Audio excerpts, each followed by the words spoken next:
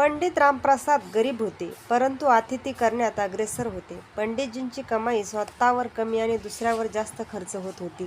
एकदा पंडितजींच्या घरी काही पाहुणे आले. जेवणानंतर त्या लोकांनी पंडितजींना संध्याकाळच्या गाडीची तिकिटे काढण्यास सांगितली. त्या दिवशी पंडितजींकडे काहीच पैसे नव्हते. याबाबत पाहुण्यांकडे ते काहीच बोलले नाही. त्यांनी आपल्या मित्राकडे चौकशी केली, पण हाती काहीच लागले नाही. ते चिंतित बसले होते. इतक्यात खेडवळ वाटणारा वयस्कर माणूस त्यांच्याकडे आला व म्हणाला, "रामप्रसाद पंडित आपणच का? रामप्रसाद होय म्हणाले असता वयस्कर माणसाने त्यांना त्यांच्या वडिलांचे नाव हरिप्रसाद होते का असे विचारले.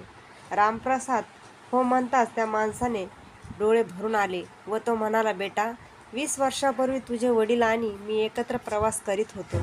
त्यावेळी माझा किस्सा कुणीतरी कापला व माझे पैसे लांबविले. त्यावेळी तुझ्या वडिलांनी मला पैसे दिले होते. ते परत करण्यास मी आलो आहे. त्यावेळी त्यांनी जर मला मदत केली नसती तर आजचा दिवस मी पाहू शकलो नसतो. त्यानंतर मी गावी गेलो. पै साठवून त्यांचे पैसे एकत्र केले, पण त्यांच्या निधनाची वार्ता मला समजली म्हणून तेव्हा जमले नाही. तर आज स्वतः ते पैसे परत करण्यास मी आलो आहे."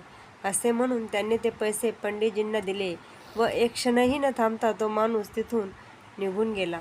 पंडितजींनी त्या पैशातून पाहुण्यांची व्यवस्था केली व ईश्वराचे आभार मानले. तात्पर्य: परोपकारी वृत्ती माणसाच्या कामी येते. कधी काळी उपयोगी केलेले उपकारसुद्धा या ना त्या रूपाने परतफेड करण्यासाठी कोणी ना कोणी तयार होऊन आपले कामी येतो.